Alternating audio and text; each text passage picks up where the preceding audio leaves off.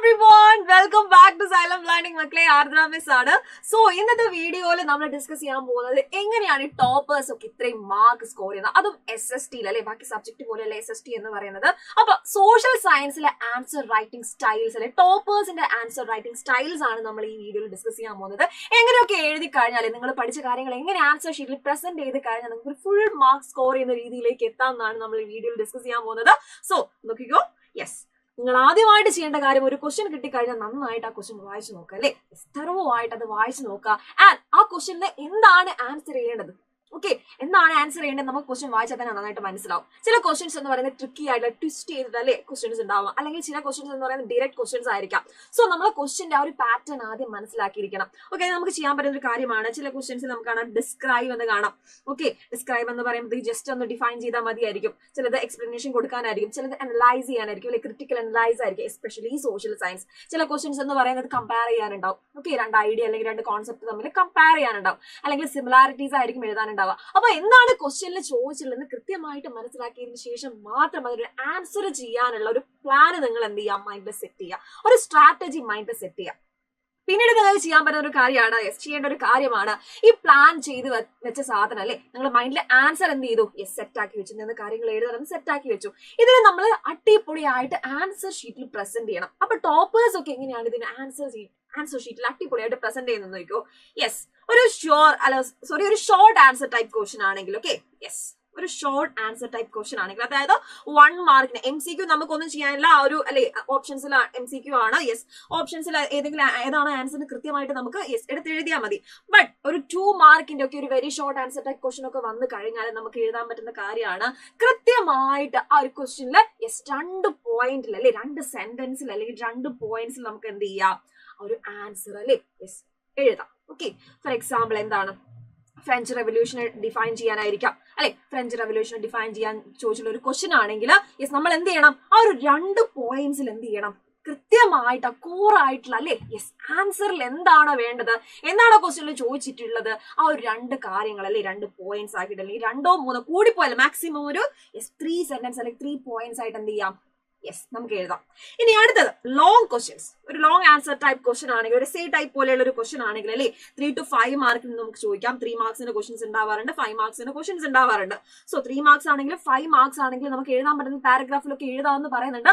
But points ആണ് നിങ്ങൾ കുറച്ചുകൂടെ എഴുതുന്നത് നല്ലതായിരിക്കും. കാരണം അത് കാണുമ്പോഴത്തേക്ക് തന്നെ അല്ലെ ഇവാലുവേറ്റ് ചെയ്യുന്ന ഒരാൾക്ക്, ഒരു ടീച്ചർ എന്ത് ചെയ്യാം അല്ലെ ഇവാലുവേറ്റ് ചെയ്യുന്ന സമയത്ത് കുറച്ചുകൂടി വൃത്തി ഉണ്ടാവും അല്ലെ, എഴുതുന്ന കാര്യങ്ങൾ വൃത്തിയിൽ ക്ലിയർ ആയിട്ട് നീറ്റ് ആയിട്ട് അവിടെ കാണാം, പോയിന്റ്സ് ആയിട്ട് കാണുമ്പോഴത്തേക്ക്. ഈ പോയിന്റ്സ് എന്ന് പറയുന്നത് ഓരോ പോയിന്റ്സും കൃത്യമായിട്ട് എന്ത് ചെയ്തിട്ടുണ്ടാവണം, ആ ആൻസർ ഇലാബറേറ്റ് ചെയ്ത് ഓരോ പോയിന്റ്സ് ആയിട്ട് എഴുതിയിട്ടുണ്ടാവണം. ഒരു ലോങ് ആൻസർ ടൈപ്പ് ക്വസ്റ്റ്യൻ ആണെങ്കിൽ ഫസ്റ്റ് പോയിന്റ് എന്ന് പറയുന്നത് ഒരു ഇൻട്രൊഡക്ഷൻ പോലെ ആയിരിക്കും. ഓക്കെ, സെക്കൻഡ് പോയിന്റ് എന്ന് പറയുന്നത്, സെക്കൻഡ് പോയിന്റ് ആയിട്ട് നിങ്ങൾ എഴുതാൻ പോകുന്നത് അതിന്റെ ബോഡി ആയിരിക്കും, മെയിൻ കോണ്ടന്റ് ആയിരിക്കും. Okay, last point, third point എന്ന് പറയുന്നത് കോണ്ടന്റ് ആയിരിക്കും. അതൊരു 3 പോയിന്റ്സ് ആക്കി എഴുതണം എന്നല്ല ഞാൻ പറയുന്നത്, ഒരു 5 പോയിന്റ്സോളം ആക്കി 3 to 5 പോയിന്റ്സോളം നിങ്ങൾക്ക് എന്ത് ചെയ്യാം, ഒരു ലോങ് ആൻസർ ടൈപ്പ് ക്വസ്റ്റ്യൻ എഴുതാം. Okay, yes, for example explain the features of democracy. ഡെമോക്രസിയുടെ ഫീച്ചേഴ്സ് എക്സ്പ്ലെയിൻ ചെയ്യാൻ പറഞ്ഞു കഴിഞ്ഞാൽ അല്ലെ നിങ്ങൾ ആദ്യം എഴുതാൻ പോകുന്നത്, ആദ്യത്തിൽ എന്താണ് ഡെമോക്രസി നിങ്ങൾ എഴുതും, ഒരു ഇൻട്രൊഡക്ഷൻ പോലെ. ഓക്കെ, ഇനി അടുത്ത പോയിന്റ്സിൽ നിങ്ങൾ എന്താ എഴുതുക, ഇതിന്റെ ഫീച്ചേഴ്സ് അല്ലെ, ഡെമോക്രസിയുടെ ഫീച്ചേഴ്സ് നിങ്ങൾ അടുത്ത പോയിന്റ്സിൽ നിങ്ങൾ എന്ത് ചെയ്യും, പോയിന്റ്സ് ആയിട്ടല്ലേ അതിന് തൊട്ട് താഴെ നിങ്ങൾ എഴുതിക്കൊണ്ടിരിക്കും. അപ്പൊ ഇങ്ങനെയാണ് ഒരു ഷോർട്ട് ആൻസർ ടൈപ്പ് ക്വസ്റ്റ്യനും ഒരു ലോങ് ആൻസർ ടൈപ്പ് ക്വസ്റ്റ്യനും ചോദിച്ചു കഴിഞ്ഞാൽ നിങ്ങൾ എന്ത് ചെയ്യേണ്ടത്, ആൻസർ ചെയ്യേണ്ടത്.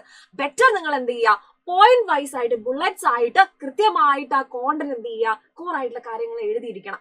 Okay, yes. ഇനി അടുത്തതായിട്ട് നിങ്ങൾക്ക് ചെയ്യാൻ പറ്റുന്ന കാര്യമാണ്, ടോപ്പേഴ്സ് ചെയ്യുന്ന മെയിൻ കാര്യമാണ് മാപ്സ്. ഓക്കെ അല്ലെ, എല്ലാവരും മാപ്സ് ഒക്കെ എന്ന് പറയുമ്പോഴത്തേക്ക് മാപ്സ് ആയിക്കോട്ടെ, ഡയഗ്രാം ആയിക്കോട്ടെ, ഫ്ലോച്ച് ആയിക്കോട്ടെ, അല്ലെങ്കിൽ പിക്ചർ ബേസ്ഡ് ക്വസ്റ്റ്യൻസ് ഒക്കെ ഉണ്ടാവും. ഓക്കെ, മാപ്സ് മിക്കവാറും ലാസ്റ്റ് ആയിരിക്കും വരെ അല്ലെ. യെസ്, മാപ്സിന്റെ കാര്യം പറയുമ്പോഴത്തേക്ക് സോഷ്യൽ സയൻസിൽ നമ്മൾ കുറച്ചുകൂടെ മാപ്സിനെ ഫോക്കസ് ചെയ്യണം.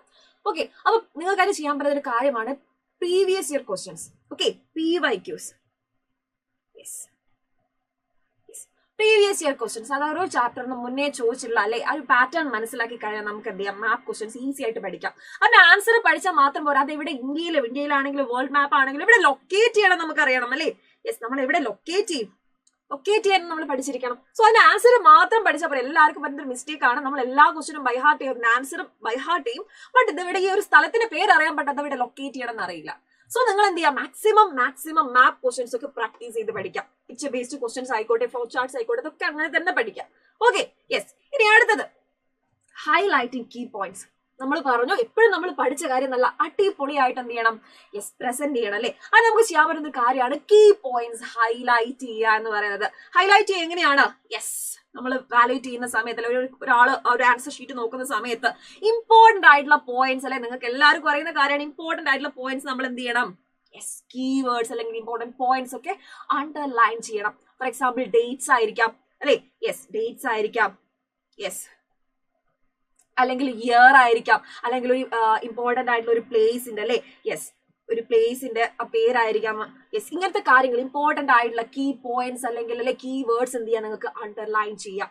ഓക്കെ, ഇങ്ങനെയാണ് നമ്മൾ ഹൈലൈറ്റ് ചെയ്യുക. ഇത് കാണുമ്പോഴത്തേക്കിന് യെസ്, നല്ല രീതിയിൽ ആൻസർ നമ്മൾ എന്ത് ചെയ്തിട്ടുണ്ട്, പ്രസന്റ് ചെയ്തിട്ടുണ്ടെന്ന് ഇവാലുവേറ്റ് ചെയ്യുന്ന ആൾക്ക് മനസ്സിലാവും. ഓക്കെ, ഇനി അടുത്തൊരു ടെക്നിക്ക്, ടൈം മാനേജ് ചെയ്യുക. അതായത് നിങ്ങൾ ആൻസർ ചെയ്യുന്ന സമയത്ത് എല്ലാവർക്കും വരുന്നൊരു പ്രശ്നമാണ് സമയം തികയുന്നില്ല. എസ്പെഷ്യലി സോഷ്യൽ സയൻസിന് ആൻസർ ചെയ്യുന്ന സമയത്ത് ടൈം എന്ത് ചെയ്യുന്നില്ല, ടൈം മാനേജ് ചെയ്യാൻ പറ്റുന്നില്ല അല്ലെ, ഇനഫ് ടൈം കിട്ടുന്നില്ല, എന്താ ചെയ്യേണ്ടതെന്നുള്ള കൺഫ്യൂഷനിലായിരിക്കും എല്ലാവരും അല്ലെ. അപ്പൊ നിങ്ങൾ കൃത്യമായിട്ട് അല്ലെ, ഒരു 3 മാർക്കിന്റെ ക്വസ്റ്റ്യൻ ഞാൻ ഇത്രയും സമയം എടുക്കും, ഓക്കെ, ഇത്രയും സമയം കൊണ്ട് ഞാൻ ഒരു 3 മാർക്കിന്റെ അല്ലെങ്കിൽ 3 മാർക്സിന്റെ yes short answer type questions തീർക്കും. അത് കഴിഞ്ഞ് ഞാൻ എന്ത് ചെയ്യും, ലോങ് ആൻസറിലേക്ക് പോകും. അല്ലെങ്കിൽ ലോങ് ആൻസർ നിങ്ങൾക്ക് ഒരു പ്ലാൻ ഉണ്ടായിരിക്കണം. ചില ആൾക്കാർക്ക് യെസ് എന്താണ് ആദ്യം അവർ പ്രിഫർ ചെയ്യുന്നത് ഒരു ലോങ് ആൻസർ ടൈപ്പ് ക്വസ്റ്റ്യൻ എഴുതാനായിരിക്കും, അത് കഴിഞ്ഞിട്ടായിരിക്കാം ഷോർട്ട് ആൻസറിലേക്ക് പോവുക. ചില ആൾക്കാർ ആദ്യം MCQ തുടങ്ങും. ഓക്കെ, അപ്പൊ നിങ്ങൾക്ക് ഏതാണ് ആപ്റ്റ് ആയിട്ട് തോന്നുന്നത്, നിങ്ങൾക്ക് എങ്ങനെയാണ്, യെസ്, നിങ്ങൾക്ക് എങ്ങനെ എഴുതിയാലും നിങ്ങൾക്ക് ആ ടൈമിലല്ലേ തന്ന സമയത്തിനുള്ളിൽ നിങ്ങൾ ആൻസർ ഷീറ്റ് പെർഫെക്റ്റ് ആയിട്ട് പ്രസന്റ് ചെയ്യാം. അത് നിങ്ങൾ എന്ത് ചെയ്യണം, വെൽ പ്ലാൻഡ് ആയിട്ട് ആദ്യമേ നിങ്ങളെ മൈൻഡിൽ പ്ലാൻ ചെയ്ത് വെക്കണം. ഒരു സ്ട്രക്ചേർഡ് ആയിട്ടുള്ള പ്ലാൻ ഉണ്ടാക്കി തന്നെ വെക്കണം. ഓക്കെ, അപ്പൊ ഇത്രയും കാര്യങ്ങളാണ് യെസ് മെയിൻ ആയിട്ട് നമ്മൾ ടോപ്പ് സ്കോർ ഒക്കെ ചെയ്യുന്നത് അല്ലെ, ടോപ്പ് സ്കോർസ് ഒക്കെ കിട്ടുന്ന ആൾക്കാർ ചെയ്യുന്നത്.